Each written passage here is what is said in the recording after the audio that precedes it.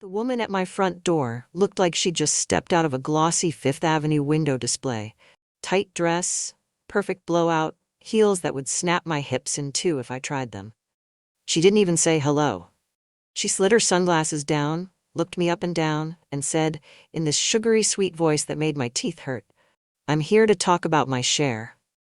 For a second, I honestly thought she had the wrong house. I was standing there in my fuzzy socks with a dish towel over my shoulder, smelling like roasted chicken and lemon cleaner, blinking at her like a confused owl. My brain tried to process the words one by one. My share of what? The HOA fees? The casserole? Then she said his name. "Richard told me you'd be reasonable." And just like that, my stomach turned to ice. All the air in the hallway thickened. Somewhere behind me, the oven timer started beeping, shrill and annoying, like it was sick of this marriage too. I didn't invite her in. Not yet. I just held on to the door frame because my knees suddenly remembered I was 58 and tired.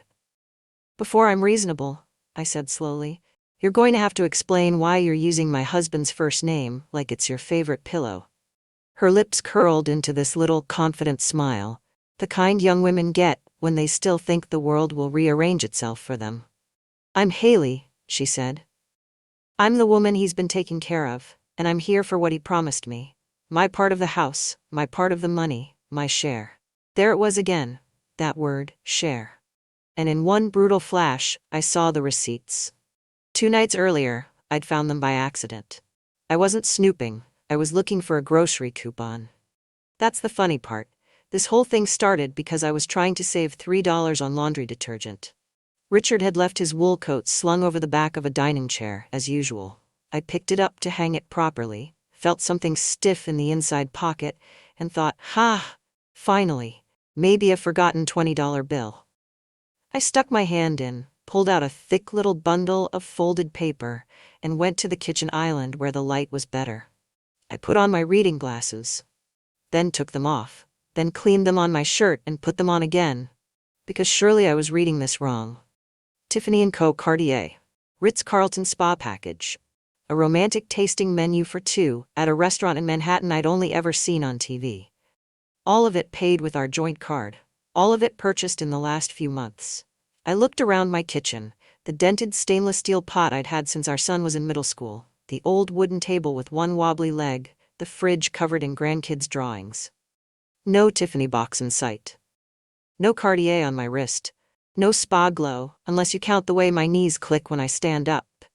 I actually checked under a stack of mail, like maybe there'd been some grand romantic gesture hiding behind the electric bill. Nothing. "Maybe he bought it for me and forgot to give it," I muttered.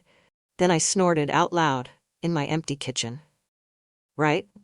And maybe I'm the new face of Dior. I spread the receipts out like a losing poker hand. My iPhone buzzed next to them with some junk notification, and I caught a glimpse of my reflection in the black screen. Gray streaks in my hair, lines around my mouth, dish towel still over my shoulder. I looked like someone's grandmother who wandered into the wrong life. The dollar amounts made my chest tighten. 3,000 here. 800 there. Another few hundred on champagne. The descriptions stung worse than the numbers. Romance package, anniversary add-on. For someone special. I ran a thumb over that last line and felt something shake loose inside me. I tried to be rational. Richard works in finance, he takes clients out. Maybe this was all business. Maybe Tiffany and Cartier sent bulk discounts for impressing investors. Then I saw the spa line, couples ritual, 2 guests, 90 minutes. It was dated the same night I'd eaten reheated chicken alone and fallen asleep in front of some crime show. My throat burned. I sat down hard in the nearest chair and knocked my knee against the table. Pain shot up my leg and I hissed, "Ow." Perfect. Betrayed and arthritic. For some reason, that combination was so pathetic it almost made me laugh. Almost. Instead, I did the most dangerous thing a woman in my position can do. I started remembering. I remembered being 30 and standing with Richard on the edge of Central Park, sharing a pretzel and cheap coffee because we couldn't afford anything else. I remembered him once saving up to buy me a tiny silver necklace and saying I deserved something shiny for putting up with him. I remembered the way his eyes used to soften when I walked into a room, before they started flicking past me to the TV, the phone, the clock. When did we stop being someone special to each other? The oven timer was still beeping. I got up automatically, turned it off, pulled the chicken out, and set it on the stove. My hands were moving through the motions of dinner, while my brain replayed credit card charges like a horror movie. I grabbed my phone, snapped photos of every receipt, and emailed them to myself. Subject line: in case I'm not crazy. I tried to tell myself I was overreacting. People buy gifts for clients, for colleagues, for their sisters, their mothers, their Umr. My train of thought derailed when I saw one handwritten note at the bottom of a jewelry slip. For H, you make the wait worth it. R. I don't remember sitting back down. I just know I ended up there, with my elbows on the table and my head in my hands, listening to the ticking wall clock and the faint hum of the fridge, feeling like the house itself was staring at me, waiting to see what I would do. What I did was ridiculous and completely age inappropriate. I opened my email and typed the most humiliating thing I've ever written. Maya, if you're not too busy suing stupid men today, I think my husband might be one of them. I hit send before I could change my mind. And now, 2 days later, here I was, standing at my front door, looking at the woman that little note must have belonged to, as she told me she'd come to collect her share. I finally stepped back and opened the door wider. Well, I said, moving aside, if we're going to discuss math, we might as well do it at the kitchen table. I've just learned I'm very good with numbers. Haley clicked across my hardwood floors like she owned them, her heels stabbing tiny imaginary holes into the life I'd built for 30 years. She glanced around my kitchen, the worn wooden table, the stack of grandkids' drawings on the fridge, and gave a polite little smile that somehow felt worse than open insult. This is cozy, she said. Cozy, the word people use when they mean small but you seem too fragile to hear the truth. I motioned for her to sit, mostly so she'd stop looming over me like a Dior mannequin with opinions. She set her Cartier bag on the table, right next to my dish towel. If there was ever a metaphor for my marriage, that was it. Richard shuffled in behind her, breathing too fast, shirt slightly untucked. He looked like a man who had been caught in 3 lies, but still believed charm could save him. Linda, honey, he started. I held up one finger. Just one. He froze. Before the apologies, explanations, reinterpretations, gaslighting, or any other ings, I said calmly, I'd like to know why this woman thinks she's entitled to a share of my house. Haley folded her hands delicately, as if she were giving a TED talk about stealing husbands ethically.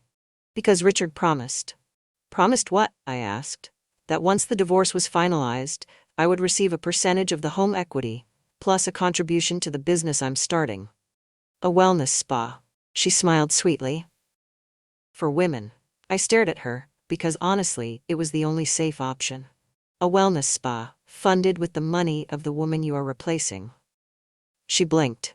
Well, when you say it like that, Richard stepped forward, palms out. Linda, let's not escalate things, we're all adults here. Are we? I asked, because I feel like I'm speaking to a toddler and his babysitter. Haley frowned. You don't need to insult me.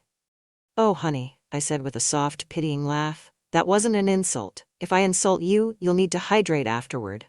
Richard groaned into his hands. Haley, unfazed, pulled a folded document from her bag and slid it across the table toward me, like she was handing me a luxury gift card. This is the preliminary agreement Richard and I drafted. It includes your consent. My eyebrows nearly flew off my face. My what? Your signature, she clarified. I opened the paper, and there, in shaky, poorly imitated cursive, was my forged name. It was almost flattering. Almost. Richard? I asked. Since when did I start dotting my I's like a 14-year-old, practicing her autograph? He swallowed. I didn't. There was miscommunication. Between you and your conscience? I offered. The tension in the room was thick enough to spread on toast. I sat back in my chair, folding the forged document neatly. Let me explain something to both of you. This is my house, my marriage, my life. And if either of you thinks you can stroll in here with forged signatures and spa dreams and words like my share, you're going to discover something important about me. Haley tilted her head. And what's that? That I may be 58, I said, but I didn't grow slow, I grew sharp. A moment of silence passed. Then, to my own surprise, I started to laugh. A small, breathy laugh that slipped out before I could catch it. The absurdity of the situation hit me. Here we were, three adults discussing imaginary shares of a house no one but me had dusted in months. Haley looked offended. Richard looked terrified. Good. I stood up, calmly gathering the papers. Haley, you're going to leave now. Richard, you're going to stay, and both of you should know, this little meeting has been enlightening. As I walked Haley to the door, she whispered, Richard didn't tell me you were this composed. I smiled brightly. Oh, sweetheart, you haven't even seen the trailer. She left without another word. And when I closed the door behind her, something inside me clicked into place, like a lock finally sliding shut. I wasn't the woman they thought I was anymore. I was the woman who was about to fight back.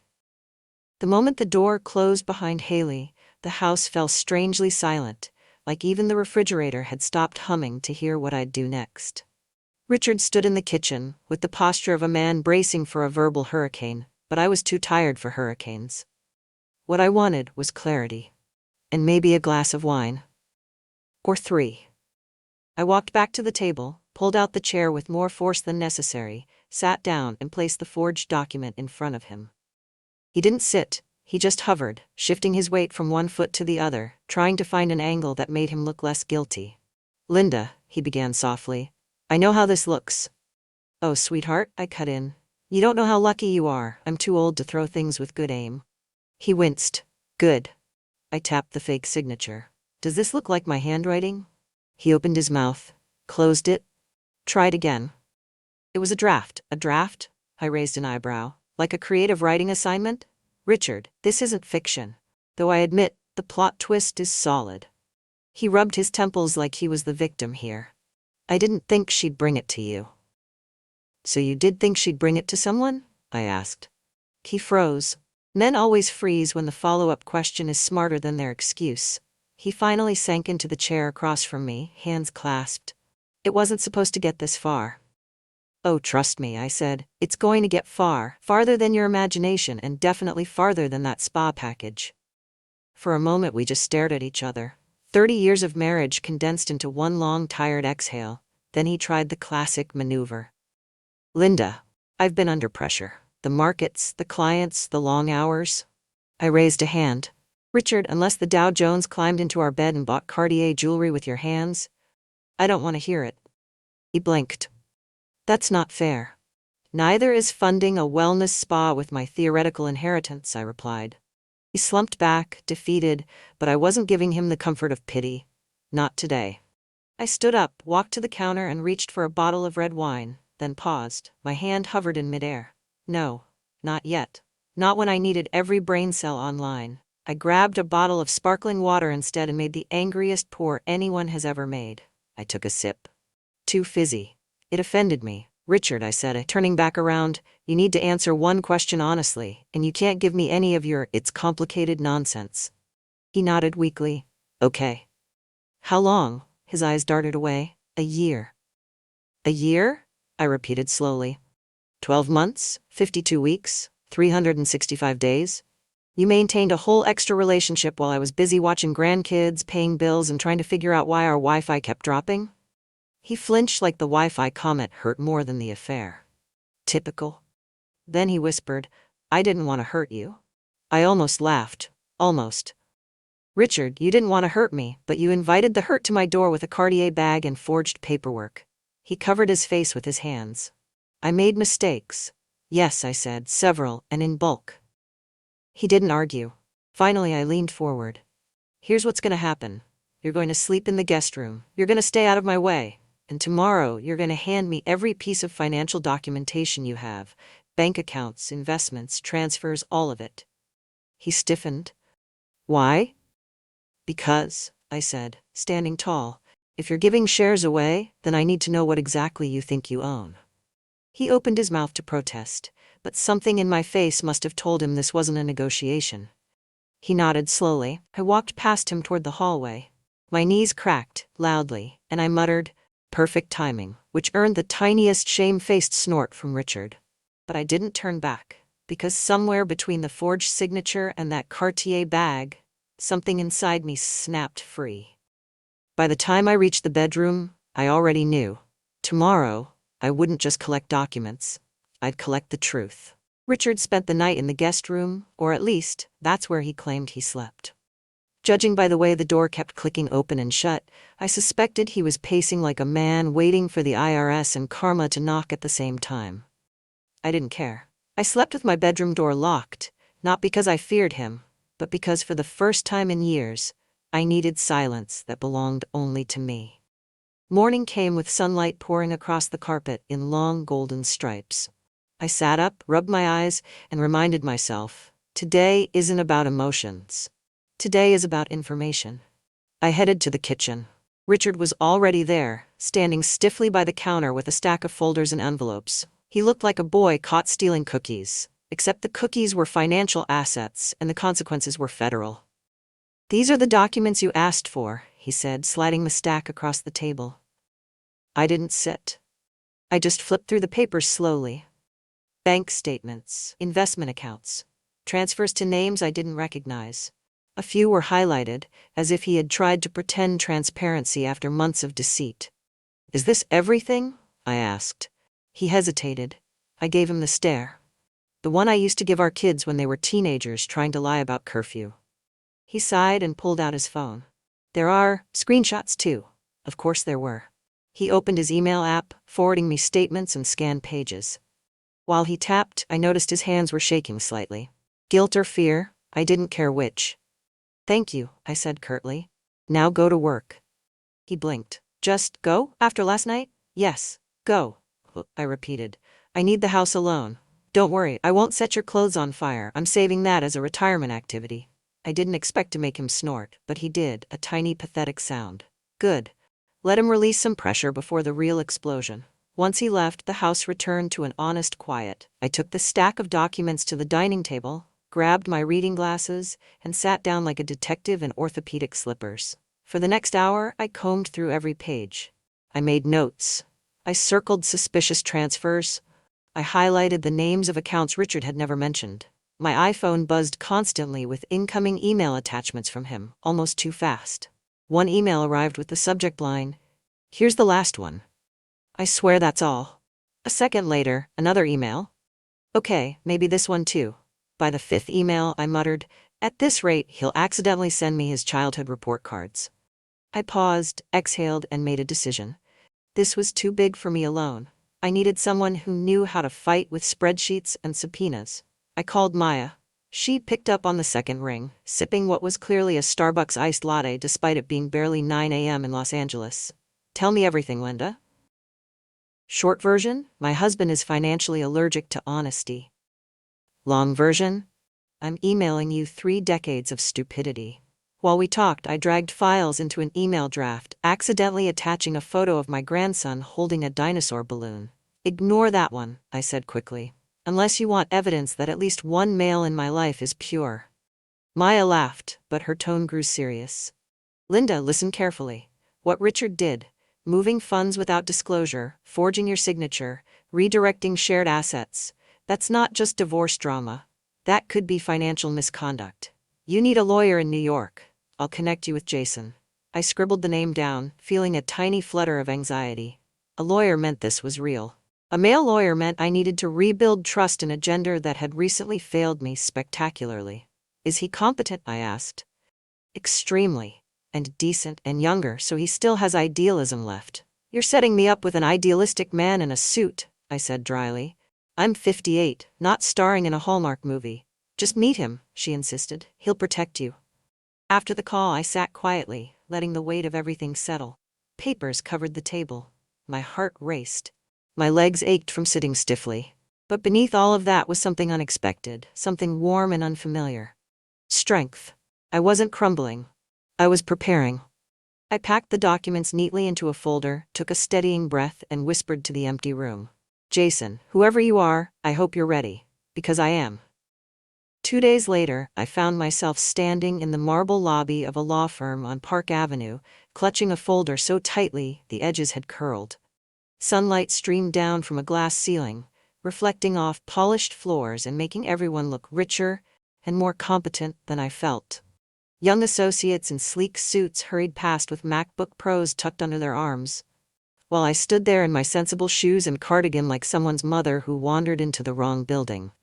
I approached the front desk and cleared my throat. "Hi, I'm here to meet with Jason Miller." The receptionist, impossibly groomed and glossy, smiled. "Of course, he'll be right out." I nodded, pretending this was normal for me. Meanwhile, my brain whispered, "Try not to trip, Linda. These floors are shiny enough to file taxes on." A moment later, a man appeared from the hallway, mid-40s, tall, trim, dark hair, no wedding ring, carrying a leather folio. He scanned the room, then spotted me and smiled in a way that felt unexpectedly warm. "Mrs. Morgan?" I almost looked behind me to see if there was another Morgan. "Yes, that's me." He extended his hand, his grip was steady, reassuring. "I'm Jason. Maya briefed me. I'm glad you came." "I brought everything," I said, holding up the folder like it was radioactive. "Well," he replied gently, "let's see how much damage we're dealing with." He led me down the hallway to a conference room with floor-to-ceiling windows overlooking Manhattan. The skyline glittered in the distance. For a fleeting moment, I felt young again. Like the girl who once strolled Fifth Avenue with Richard before life got complicated. We sat across from each other. Jason opened my folder carefully, as if handling something fragile. Page after page, he read in silence, occasionally scribbling notes. After a few minutes, he exhaled slowly. "Mrs. Morgan, this is substantial." "In a good way or a call the police way?" I asked. He gave a tiny smile. "Closer to the second one." I nodded. "Of course. Why be simple when we can be felony adjacent?" He actually laughed. A real laugh. I felt strangely proud. Then he grew serious again. "These transfers, the forged signature, the use of corporate accounts. Richard's situation is more complicated than infidelity. This could cross into financial misconduct, depending on intent and documentation." I folded my hands together. "So I'm not crazy?" "Not even a little," he said. "In fact, you're remarkably calm." "Oh, trust me. I'm internally screaming and aging at twice the normal rate. But outwardly, I'm thriving." He laughed again, shaking his head. Then he turned the documents around so I could see his notes. "I'm going to file for a formal freeze on shared assets and will notify his company's internal audit team. Once we do that, the situation will escalate." "Are you ready for that?" "After hosting his mistress in my kitchen?" I shrugged. "Yes. My preparedness levels are elite." He smiled in a way that softened something inside me. Something I hadn't felt in years. And then, because the universe likes comedic timing, I tried to shift in my chair, misjudged how smooth the wheels were, and rolled backward a full foot before catching myself on the table. Jason jumped up. "Are you okay?" "Yes," I squeaked, gripping the table edge. "The chair and I are having a disagreement. It's fine." His lips twitched like he was trying very hard not to laugh. "Let's move it closer." He helped reposition the chair, and I muttered, "I survived a cheating husband, but I'm taken down by office furniture." Fitting. Once I regained some dignity, he sat again and softened his voice. "Linda, you're not alone in this. I'll handle the legal side. All you need to do is tell me the truth, even if it's painful." I swallowed. The truth stopped being painful. Now it's just fuel. He nodded thoughtfully. "Good, because things will move fast from here." We wrapped up with the next steps, and as he walked me toward the elevator, I felt a strange mixture of terror and hope. Not romantic hope, just human hope. The kind you feel when someone finally stands beside you instead of looking past you. Before the elevator doors closed, he said, "Linda, you did the right thing coming here." And for the first time since finding those receipts, I believed it. The next morning, my house felt different, like the walls themselves were holding their breath. I woke up earlier than usual, before the sun had fully risen, and sat at the edge of my bed listening to the faint hum of traffic outside. For the first time in months, the sound didn't irritate me. It grounded me. Reminded me the world kept moving, even when my marriage had stalled years ago. Richard, meanwhile, was in the kitchen making coffee like a man desperately trying to look normal. I walked in and he jumped so hard he sloshed coffee onto the counter. "Jesus, Linda," he muttered, grabbing a towel. "You scared me." "I've been doing that a lot lately," I replied. Unexpected honesty can be startling. He flinched, but I didn't soften, not today. I poured myself a cup, ignoring the puddle he'd left behind.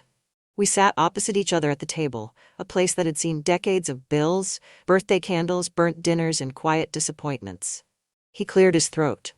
"So are you going to Jason again today?" "Yes. And what does he think?" he asked, trying to sound casual. That you're in trouble, I said plainly. And that I'm not. He winced. Linda, please, we don't need to involve other people. This is between us. No, I said. Between us was the wedding vow. You brought other people into the rest.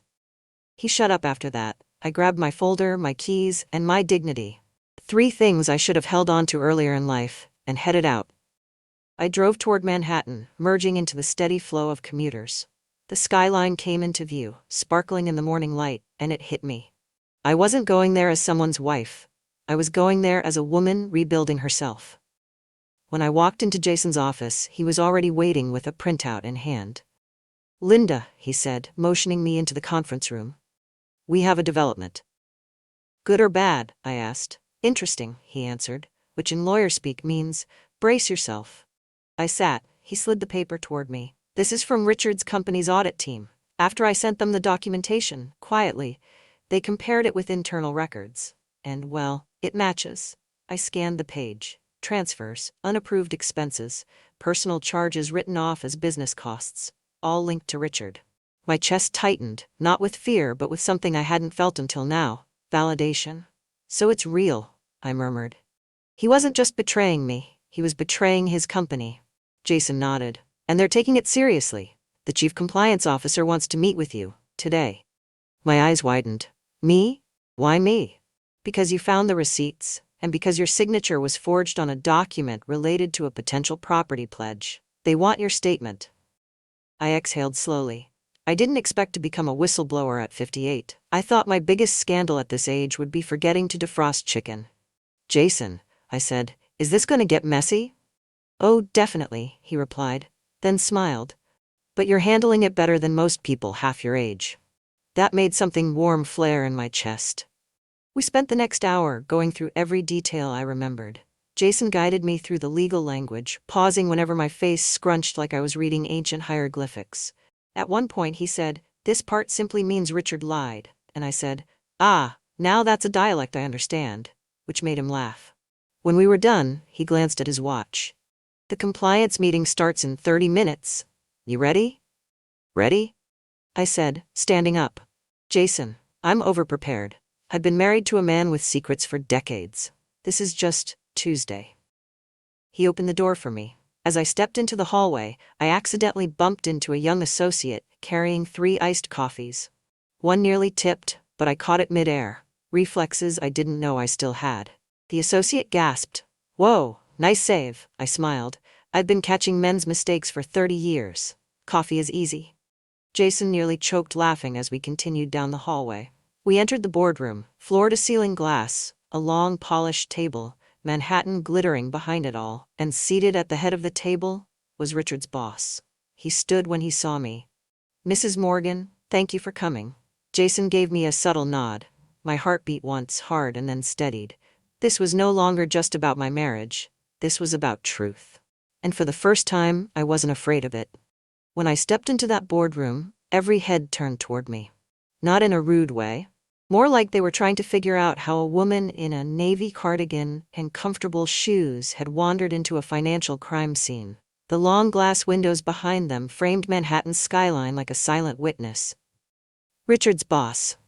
A tall man with silver hair and the permanent frown of someone who's seen too many balance sheets, gestured for me to sit.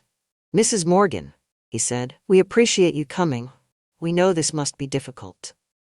I gave a small nod. Not the most relaxing Wednesday morning I've had. But here we are. A few people at the table gave tight smiles. Jason sat beside me, placing a pen and notepad gently within my reach, as if we were preparing for an exam neither of us signed up for. The compliance director, a woman in her 50s with sharp glasses and a sharper voice, opened a file. "We've reviewed the documents your attorney provided. We'd like to ask you a few questions to confirm details." "Of course," I said, folding my hands. She slid forward a copy of the forged agreement. Seeing it under fluorescent lighting somehow made it look even worse, like a teenager's attempt to fake a hall pass. "This signature," she said, "is not yours?" "No," I answered. If I ever wrote my name like that, my 3rd-grade teacher would rise from the grave to correct me. A couple of compliance officers coughed into their hands, concealing tiny laughs. Jason scribbled something on his notepad. I suspected it was good line. The director continued. And to confirm, you did not authorize any pledge of the marital residence, nor any transfer of retirement funds? Correct. If I had, I would remember. My memory is excellent when it comes to large sums of money and men trying to hide things. Richard's boss exchanged a look with the head of audit. They seemed impressed, not by my marital misfortune, but by the fact that I wasn't falling apart. I felt steady. That surprised even me. They asked for a timeline next. I recounted everything: the receipts, the jewelry charges, the late-night transfers, the note for H, the moment Haley came to my door demanding her share. I kept my voice calm, though a few words came out with the sharpness of truth finally being spoken in the right room. When I finished, the boss folded his hands. Mrs. Morgan, I'm going to be direct. What your husband has done, using company accounts for personal expenses, transferring funds to an individual, forging a spouse's signature, this presents significant legal exposure. I nodded. I figured it wasn't a parking ticket. Jason stifled a smile beside me. The compliance director leaned forward. Your cooperation is essential. We will begin a full formal investigation immediately. We need your permission to include your statement and the evidence you provided. Yes, I said without hesitation. You have my permission. My voice didn't shake, not even once. They thanked me. They promised updates. Then, just as the meeting was wrapping up, one of the younger analysts spoke up. He looked barely 30, nervous, holding a printout. Mrs. Morgan? He said hesitantly. I ran a preliminary review of secondary accounts connected to your husband's name. There are additional transfers. He placed the paper in front of me. My breath caught. These weren't just spa packages or dinners. These were large withdrawals, cashier's checks, movements into an account under Haley's surname, and one transfer, just a week old, labeled future relocation expenses. Relocation, the kind of word men use when they're planning to disappear. Jason saw the color drain from my face. Linda? I steadied myself. I'm fine, I just didn't realize how far he'd gone. The boss cleared his throat. Mrs. Morgan, this is now beyond internal policy. There may be criminal implications. We will notify the authorities. For a moment, the room blurred. Not in panic, more like an old film reel flickering as a new scene begins. All these years I thought I'd simply grown older, quieter, smaller. But sitting here in this boardroom overlooking the city I once dreamed inside, I realized something. He hadn't outgrown me. He'd underestimated me. The meeting adjourned. People gathered papers, chairs shifted. Jason placed a hand lightly on my arm. Linda, let's take a moment outside. We stepped into the hallway. My pulse was fast, but my stance was steady. I exhaled deeply. Jason, I'm not scared. He looked at me with something like admiration. No, you're not. And for the first time since finding those receipts, I felt not just strong, I felt unstoppable. By the time Jason and I stepped out of the boardroom, I felt like someone had opened a window in my chest. Cold air, sharp truth, and an unexpected sense of clarity all rushing in at once. The hallway outside was quiet, carpeted, expensive, the kind of silence that usually makes people whisper. But I didn't whisper. Jason, I said, stopping mid-hallway, do you think he was planning to leave the country? He didn't answer right away. Instead, he guided me toward a small seating area near the elevators. Let's sit. I sank into the armchair, far too soft for the moment, and he sat across from me, elbows resting on his knees. The transactions labeled relocation expenses don't automatically mean international travel, he said carefully. But combined with the forged signature, the cash withdrawals, and the transfers to Haley, it doesn't look good. I nodded slowly. My hands were clasped together in my lap, but I noticed they weren't shaking. He was building a new life somewhere, a life that didn't include me. Jason watched me a moment. You're handling this with remarkable composure. I'm 58, I said. Heartbreak hits different at this age. It sinks, but it doesn't drown you. You float because you've already survived bigger storms. He smiled softly. I wish some of my younger clients had your resilience. I shrugged. They'll get there. Gray hair builds character. Just then, my stomach growled, loud enough that even the marble walls seemed to judge me. Jason raised an eyebrow. It's been a morning, I muttered. Apparently uncovering felony-level betrayal burns calories. He chuckled. There's a cafe downstairs. Let me grab you something. No, I said quickly. If I stand up right now, I might collapse from both shock and low blood sugar. I'd rather avoid becoming the firm's liability." He laughed again and headed for the elevator. While he was gone, I leaned back in the chair, staring at the ceiling. The polished light fixtures reflected tiny glints, like stars trapped in crystal. Relocation expenses. My husband had been plotting an exit while I'd been planning our anniversary dinner. I felt a pang, but it wasn't grief. Not anymore. It was insult. When Jason returned, he handed me a small paper cup and a sandwich. Turkey and Swiss, neutral enough for crisis digestion. "God bless you," I said, taking a sip. The coffee was strong, exactly what I needed. We headed toward the elevator to meet with someone from the legal department who wanted to document my statement. But just as the door slid open, someone rushed into the hallway. Richard. His eyes were wild, his tie crooked, his breath uneven. He looked like a man sprinting from the consequences he'd finally realized were real. "Linda," he gasped, "we need to talk."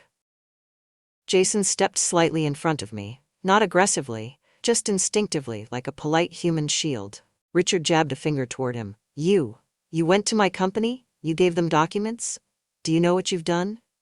"Yes," I said before Jason could answer. "We told the truth." "You blindsided me," Richard shouted. "They suspended me this morning. They want my laptop, my phone, my badge doesn't even work anymore." "Actions have consequences," I said calmly. "Strange, I know." His face reddened. "You're destroying my career." "No," I corrected. "You destroyed your career, I just stopped cleaning up after you." He opened his mouth again, but this time his voice cracked, not with anger but panic. "They're talking about law enforcement, Linda, about charges. If you would just tell them this is a misunderstanding." "A misunderstanding?" I repeated. "Richard, you were funneling money to a mistress and planning relocation expenses. If that's a misunderstanding, I'd love to see what you consider intentional." He reached out as if to touch my arm, but Jason stepped between us, his voice calm but firm. "Mr. Morgan, you need to leave. Now." Something in Richard's expression collapsed. For a brief second, I saw not the man who lied to me, but the man who couldn't face the world he'd created.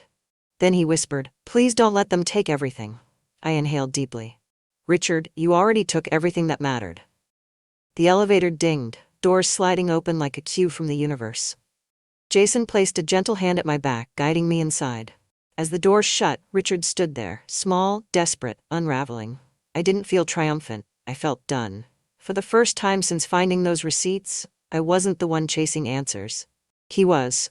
The week after Richard's suspension felt strangely quiet, as if the world had decided to speak more softly around me. Maybe it was shock wearing off, or maybe it was the calm that finally arrives once the truth has detonated and there's nothing left to fear. Jason handled most of the legal communication. Every morning he emailed updates, asset freeze in progress, corporate investigators requesting additional files, law enforcement reviewing documents. Each message ended with the same line: "Let me carry the heavy parts. You just focus on rebuilding." At first I didn't know how to do that. Rebuild what? My life? My dignity? My ability to trust office chairs with wheels?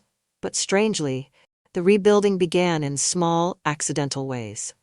One crisp Saturday morning, I visited an apartment in a quiet New Jersey neighborhood, a place I'd only looked at online in secret. The landlord, a cheerful woman with a Boston accent, showed me the third-floor unit. Sunlight pouring in, hardwood floors, a small balcony facing the skyline I'd always loved from afar. I stood there, touching the railing. "It feels peaceful." "It's yours if you want it," she said. I wanted it. I wanted a place where no forged signatures lived, where no mistress had ever stood at my door demanding a share, where the silence didn't ache. But as I filled out the application, my phone buzzed with Jason's name. "Linda? Are you doing okay?" he asked. "I didn't want to overwhelm you with today's update." "Give it to me," I said. "I've survived worse, like remembering I can't bend my knees in skinny jeans." He laughed softly. "Richard is officially under full investigation. They've frozen his discretionary accounts, including the one he used for Haley, and he's been ordered not to contact you." I exhaled. Thank God. I was worried he'd show up at my door again with another forged document and a PowerPoint presentation titled "Why I Deserve Mercy." Jason chuckled. "Linda, you joke, but your clarity is remarkable. This is the strongest I've ever seen a client at this stage." I I said quietly. It's because I stopped thinking of myself as someone who was left and started thinking of myself as someone who finally walked away. There was a pause, one of those delicate, careful ones. I'm proud of you, he said finally. I looked out at the balcony again, my fingers curling around the railing. Jason, can I ask you something? And forgive me if this is inappropriate. Ask anything, he said. Do you think I'm too old to start over? Another pause. Then his voice gentled. Linda, starting over at 58 isn't a weakness. It's proof that you still believe your story isn't finished. A warmth bloomed in my chest, slow, steady, unexpected. We scheduled a meeting for the next day to review the next legal steps. I ended the call and completed the rental paperwork with hands that felt steadier than they had in months. None of this felt triumphant. It felt earned. Later that evening, after the sun dipped behind the skyline, I treated myself to dinner out. Something simple, a quiet Italian place I used to pass on the way to Richard's office. The host led me to a small table by the window. I ordered a glass of wine, something I hadn't allowed myself since this nightmare began. As I lifted the glass, a strange realization hit me. The woman reflected in the window, her gray-streaked hair, her soft jawline, her tired eyes, looked lighter, not younger. Just less weighed down. A waiter passed by with a tray, stumbled slightly, and a breadstick flew off, landing right in my lap. He panicked. Ma'am, I'm so sorry. I picked it up, placed it neatly on the plate, and said, It's okay. I've had much worse things land in my life recently. This one smells like rosemary. He laughed awkwardly, and I couldn't help smiling. The absurdity of it all, the divorce, the betrayal, the breadstick, felt like the universe was reminding me I wasn't broken. Just alive. When I returned home, I found an email from Jason waiting. Tomorrow, we talk about securing your financial future. And Linda, I hope you're proud of yourself today. I sat on the edge of my bed reading it twice. Then a third time. For the first evening in a long time, I slept without locking the door. Not because I trusted Richard, but because I finally trusted myself. The day of the formal hearing arrived with the kind of gray Manhattan sky that made everything look sharper, more decisive. I dressed in a simple navy dress and a soft scarf, nothing dramatic but dignified. The kind of outfit that said, I'm not here to collapse, I'm here to close a chapter. Jason met me outside the courthouse steps, holding a folder and a cup of coffee. Linda, he said warmly, handing me the cup. This one's strong. You'll either love it or levitate. I'll take my chances, I said, sipping. My eyebrows shot up. Good Lord, this coffee could file paperwork on its own. He laughed. Effective, though.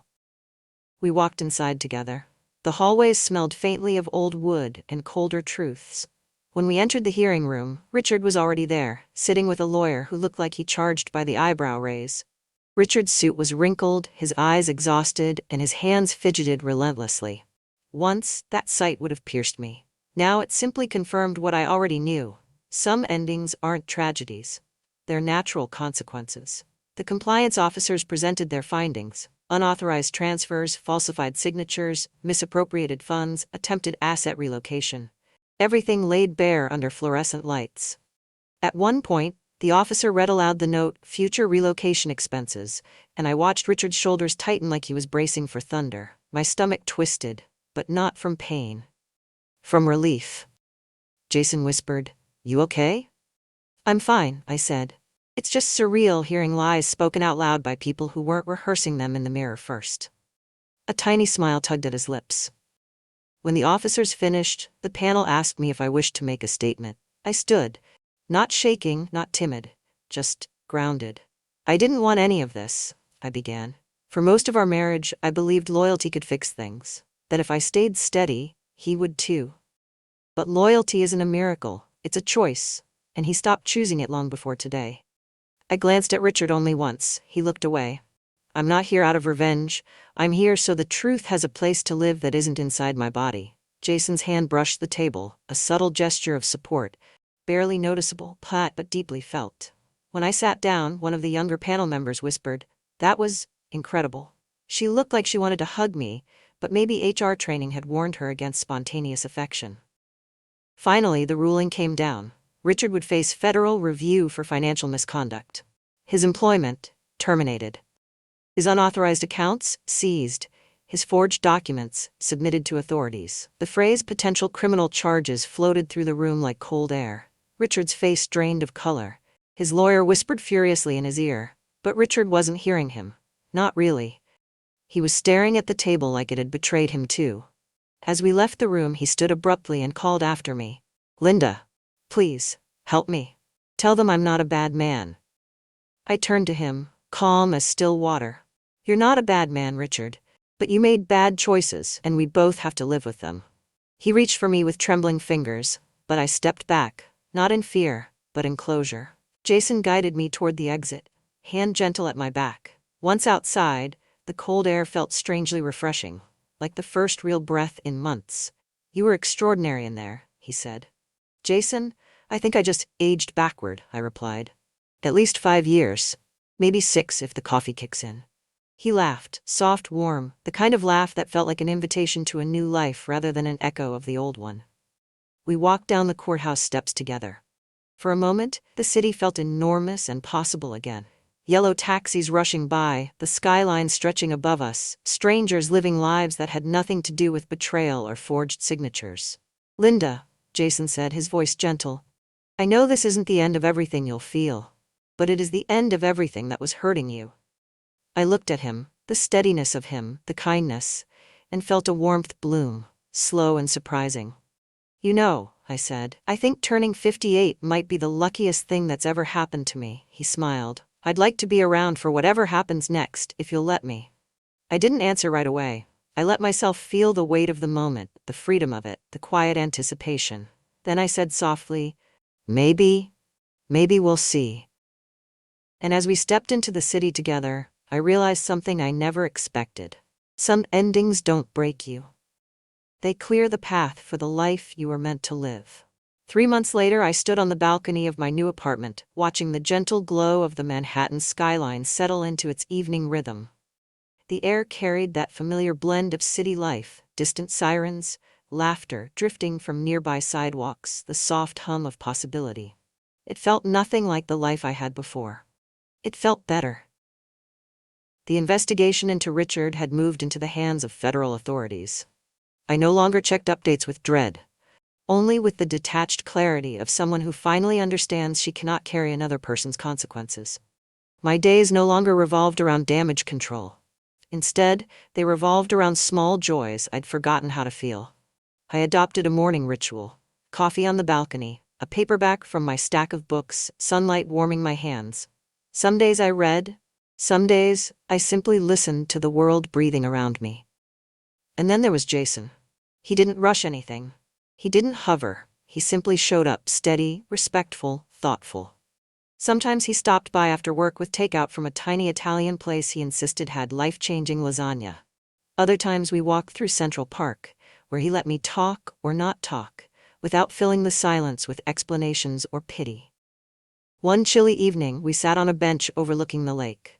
The trees were bare, branches stretching like quiet reminders of seasons that inevitably return.